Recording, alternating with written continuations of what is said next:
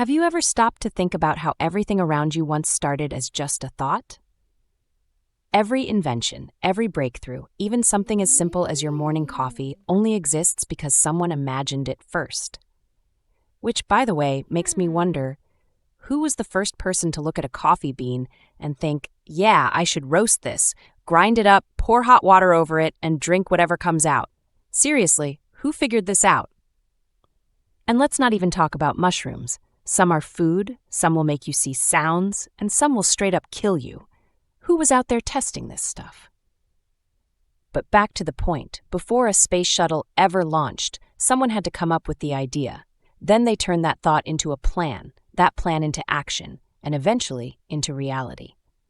And here's where it gets interesting. This same process is happening in your own life. Every thought you focus on is, in some way, shaping what happens next. So if everything starts with a thought, that means our imagination is constantly shaping our reality. Now, we can argue until the cows come home about whether a thought comes before imagination, kind of like the whole chicken or the egg debate. But let's agree to disagree on that one before we go completely off the rails. Because here's what we can agree on. Most people don't use this process to their advantage. Instead, they let their imagination run wild, but not in a good way. All right, let's talk about when this process actually works in your favor. Ever had one of those days where you just know you're going to find the perfect parking spot? You roll into a packed lot, but instead of panicking, you're thinking, nope, I got this. That front row spot is mine. And somehow, right as you pull up, someone's backing out. Boom, spot secured. Was it luck? Maybe, but you weren't sitting there imagining circling the lot for 20 minutes and getting stuck parking in another zip code. Your imagination worked in your favor. Or how about this? You wake up feeling great. Maybe you got extra sleep. Maybe your coffee hit just right. Maybe your cat didn't try to kill you overnight. Who knows? But because you're in a good mood, everything feels smoother. Your conversations flow better. People respond positively, you find $5 in your pocket, and suddenly, you're just having a good day. Your imagination wasn't focused on, today's gonna suck.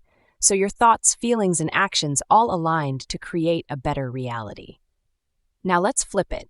Imagine you have a big job interview, but in your head, you're already picturing yourself stuttering, sweating, and somehow setting the office plant on fire. Your thoughts start spiraling, you get nervous, and by the time you walk in, you're so in your own head that you actually trip over the chair and say, "Good morning" at 5 p.m. Did you just predict the future? No. You trained your brain to feel nervous and awkward before it even happened, and your body just followed the script. All right, let's be real. Your imagination is always running, whether you realize it or not. And for a lot of people, they're out here directing the worst movies in their heads, and not only that, they're also the main star. Think about it. How many times have you caught yourself running a full-blown mental disaster film? Scenes of you failing, embarrassing yourself, or everything going completely wrong, all starring you in the leading role. But here's the thing.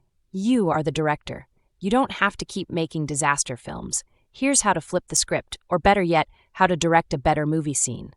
Step 1. Catch yourself in the wrong movie. Next time you're running a worst-case scenario in your head, pause. Realize what's happening. You're directing the scene. Step 2. Yell cut. Literally tell yourself, cut. Nope, this is not the movie I'm making. Step 3. Reshoot the scene. If your mind is going to imagine something anyway, why not direct a better version? For example, let's say you're about to have a tough conversation and your imagination starts playing a scene where it goes horribly wrong. Yell cut and reshoot it. Imagine yourself handling it like a pro, feeling confident and getting the response you actually want. See? New movie, new outcome, same director, you.